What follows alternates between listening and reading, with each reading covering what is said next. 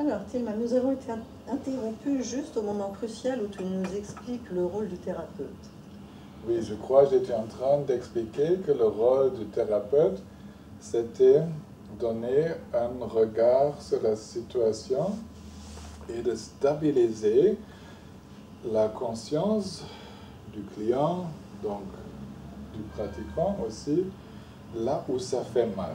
Là où normalement, les méditants, les grands méditants de nos jours, ils évitent de regarder. Ils évitent de regarder là où les émotions font vraiment mal, là où il y a la peur, ou surtout aussi la peur existentielle, mais la thérapeute va ajouter son soutien bienveillant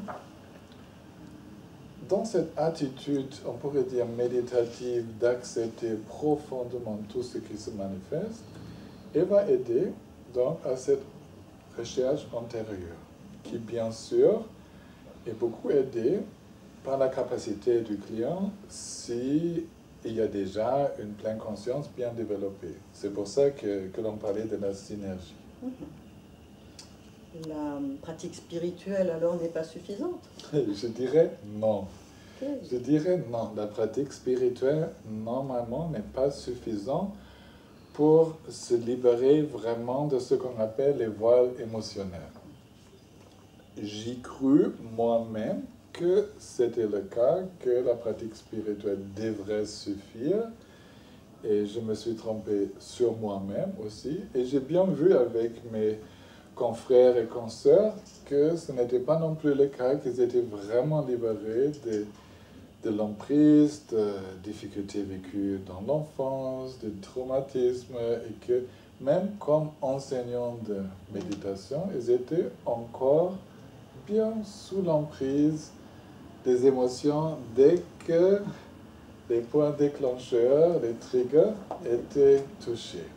Et donc, de là, ma conviction que ça ferait du bien à chacun de faire le ménage chez soi, aussi avec l'aide d'une thérapie. Alors il est nécessaire, pour suivre cette formation, d'avoir une démarche spirituelle, méditative. On n'a pas besoin de devenir spirituel. Ce mot spirituel, il faut devenir réaliste. Je crois que c'est pour ça que le bouddhisme se prête aussi bien, parce que c'est une approche scientifique d'exploration de la réalité de l'esprit, comment il est, et dans ce sens-là, parce qu'on explore l'esprit, là on est spirituel. Dans ce sens-là, il faut avoir ce grand intérêt pour la spiritualité.